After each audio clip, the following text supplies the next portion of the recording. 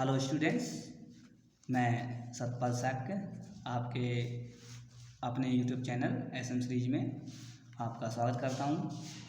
आज मैं आपको हाई स्कूल के आगामी एग्ज़ाम में आने वाले महत्वपूर्ण ऑब्जेक्टिव टाइप क्वेश्चन के बारे में बताना चाहूँगा। जो इस साल से ऑब्जेक्टिव एग्जाम चालू हुए हैं, जो हर पेपर में दिए जाते हैं। तो इस बार के लिए इम्पोर्टेंट जो क्वेश्चंस हैं वो इसमें आपको सेक्शन ए में सभी मिलेंगे। तो इसमें एक पैराग्राफ दिया होगा शुरू में आपके लिए, और उसके नीचे क्वेश्चंस दिए होंगे। 3 क्वेश्चंस हैं, उनका आंसर आपको इसी पैराग्राफ से पढ़ने के बाद मिलेगा। तो जैसे कि आप देख पा रहे हैं, यहाँ नीचे दिया हुआ है कि which purpose will be served by the program named Namami Gange. जो नमामि गंगे प्रोग्राम शुरू किया गया था वो किस पर्पज़ से किया गया था। इसमें 4 ऑप्शंस दिए गए हैं: sewage treatment, river surface cleaning और ऑफरेस्टेशन और ऑल ऑफ दीज। तो यहाँ पे आप देख पा रहे हैं कि यहाँ पर ये जो प्रोग्राम चालू किया गया था इन सभी पर्पज़ के लिए किया गया था। इसमें सीवेज ट्रीटमेंट भी है, रिवर सरफेस भी है और ऑफरेस्टेशन भी है, ऑल ऑफ दीज। ठीक है, तो हम ऑल ऑफ दिस पे यहाँ पे टिक करेंगे। वहाँ पर तो आपके लिए शीट दी जाएगी, वहाँ पे आपको करना है, लेकिन यहाँ पर तो हमें इसी बताना है। जैसे कि विच, दूसरा इसमें दिया हुआ है which is the most worshipped body of water in India. ठीक है, तो इसके नीचे 4 ऑप्शन दिए, the Ganga, the Vyas, the Yamuna and the Narmada. ठीक है, कि कौन सा वाटर बॉडी जो है वो भारत में पूजा जाता है। तो इसमें जो द गंगा जो है वो सबसे बड़ी वाटर बॉडी है जो भारत में पूजी जाती है। फिर तीसरा दिया हुआ है यहाँ पे, the Ganga is the most dirtiest river in the world. ठीक है, यानी गंगा जो है संसार में कौन से नंबर पे आती है, यानी कि संसार में जो जितनी भी गंदी नदियाँ हो चुकी हैं उनमें से किस नंबर पे आती है। तो इसमें 4 ऑप्शन दिए हैं, 3rd, 5th, 4th and 6th। ठीक है, तो यहाँ पर 5th नंबर पे जो गंगा नदी है वो 5th नंबर पे यहाँ पर आती है। सबसे ज़्यादा डर्टीस्ट में 5वें नंबर पे आती है। फिर यहाँ पर क्वेश्चन नंबर 4 में दिया हुआ है हमारा ग्रामर से। ठीक है, ये तो हमारा आंसर पैसेज से दिया था। आगे क्वेश्चन नंबर 4, 5, 6, 7 और 8 ये जो क्वेश्चन आएंगे आपके ग्रामर से आएंगे। तो इसमें चौथा आया कि आई, यहाँ खाली जगह दी हुई है, ए लेटर यस्टरडे। तो इसमें 4 ऑप्शन दिए हैं, रोट, रिटिन, हैज़ रिटिन और वाज रिटिन। तो इसमें ये दिया हुआ है कि correct from the verbs right. इसमें जो राइट वर्ब है वो इसमें करेक्ट करके सेंटेंस के अनुसार यहाँ पर हमें लिखनी है। तो यहाँ पर ये दिया हुआ है आई खाली जगह ए लेटर यस्टरडे। तो यहाँ पर राइट का मतलब लिखना होता है। तो यस्टरडे यानी कल की बात आ रही है। ऑब्जेक्ट भी दिया हुआ है, तो यहाँ पर हम क्रिया के सेकंड फॉर्म को यूज़ करेंगे, राइट को रोट में चेंज करेंगे। तो यहाँ पर रोट वाला ठीक रहेगा, क्योंकि यहाँ पर अगर इसको लिखेंगे I wrote a letter yesterday, मैंने कल एक पत्र लिखा। ठीक है, तो यहाँ पर ये पास्ट इंडिफिनिट पहुँचेगा। फिर आता है हमारा ही वेंट टू आगरा, इसको हमें नेगेटिव में चेंज करना है। ठीक है, तो इसमें 4 ऑप्शन दिए हैं, he did not go to Agra, he does not go to Agra, he will not go to Agra, और चौथा दिया he has not gone to Agra. तो इसमें हमें पहला वाला सही है कि he did not go to Agra, क्योंकि ये जो सेंटेंस दिया हुआ है वो पास्ट का इंडिफिनिट का है, और पास्ट का जो इंडिफिनिट को जब नेगेटिव में चेंज करेंगे तो वहाँ पर डिड नॉट आ जाता है और क्रिया की फर्स्ट फॉर्म आ जाती है, यानी वेंट सेकंड फॉर्म है, यहाँ पर ये फर्स्ट फॉर्म में आता है। फिर दिया है put the correct article in given sentence, यानी कि इस सेंटेंस में करेक्ट आर्टिकल हमें चूज़ करके लिखना है। तो this is not useful tool. तो इसमें 4 ऑप्शन दिए हैं, द, ए, एन और एन।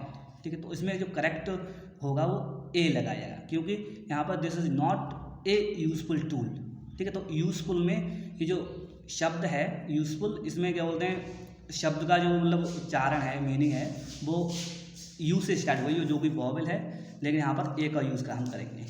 फिर आता है she was punished making a noise, इसमें हमें करेक्ट फ्रॉम द प्रीपोजिशन, इसमें भी हमें 4 प्रीपोजिशन दिए हुए हैं, ऑन, एट, फॉर और टू।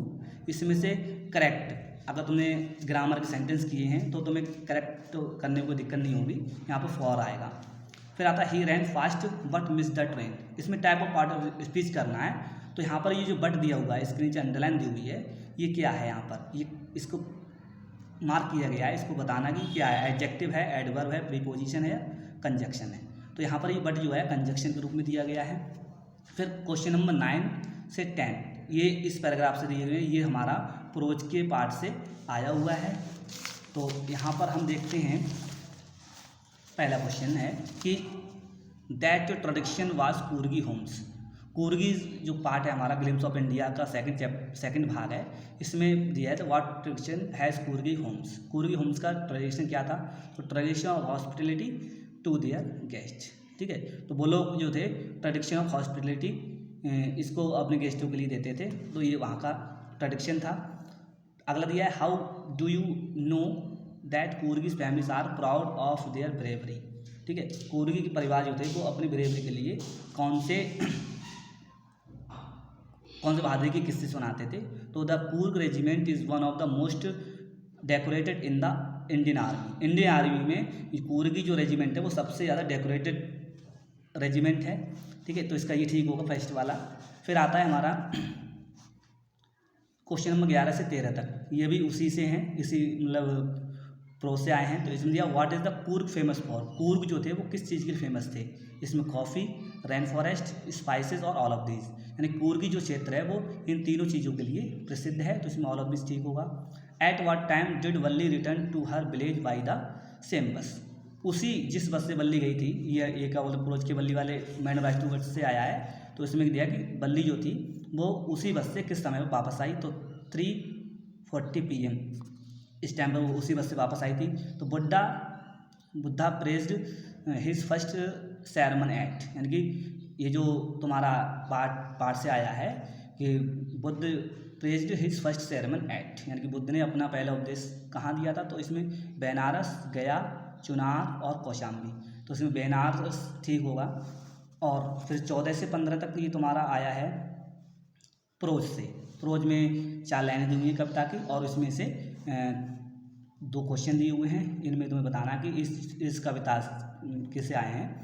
इसमें हु इज़ द पोइट, यानी कि पोइट कौन है, यानी कि जो पोएम की लाइनें दी हुई हैं इनमें पोइट कौन है, तो Walt Whitman, Robin Klein, Leslie Norris और W.B. ईट्स। तो इसमें रॉबिन क्लीन जो हैं इस अमांडा पोएम के लेखक हैं। Amanda is asked to, Amanda को किस चीज़ के लिए कहा गया, तो go to sleep, talk properly, sit up straight या वाश आवर हैंड्स। तो सिट अप स्ट्रेटली यानी कि सीधे बैठने के लिए उससे बोला गया था। फिर 16 से 20 ये तुम्हारे आए हैं सप्लीमेंट्री से। तो इसमें who can be robbed easily, यानी कि किस व्यक्ति के लिए लूटना आसान होता है, तो एक ग्रेडी फेलो जो होता है उसको लूटना आसान होता है। Mister Jeffers had to arrest a, और इसमें अगला क्वेश्चन दिया है mister Jeffers had to arrest at, यानी कि मिस्टर जेफर्स को कैसे अरेस्ट किया गया, तो उसमें हेडलेस मैन, एक हेडलेस मैन के द्वारा उसको अरेस्ट किया गया। फिर आता है हमारा Ebright slept in the county science fair when he was in. ठीक है, Ebright slept at county, Everest county science में जो मतलब फेयर है उसमें सो गया जब वो था 1st ग्रेड में, 3rd ग्रेड में, 7th ग्रेड में या 4th ग्रेड में, 7th ग्रेड में जब वो था तो वो इब्राइट जो थे वो slept in the county science. 19 question जो आपका आता है, a cost of necklace of ma'am Forestier was only. जो मैम फॉरेस्टर का जो नेकलेस था उसकी कीमत क्या थी, 5,500 फ्रैंक्स, 600 फ्रैंक्स, 36,000 फ्रैंक्स या 18,000 फ्रैंक्स। तो उसमें 500 फ्रैंक्स, यानी कि जो नेकलेस की कीमत थी 500 फ्रैंक्स थी। What was the Bholi's real name, Bholi का रियल नेम क्या था, जो पात्र है पाठ की उसका रियल नेम क्या था, सुरेखा, सुनीता या सुलोचना। तो उसमें सुलेखा जो था उसका वोली का रियल नेम था।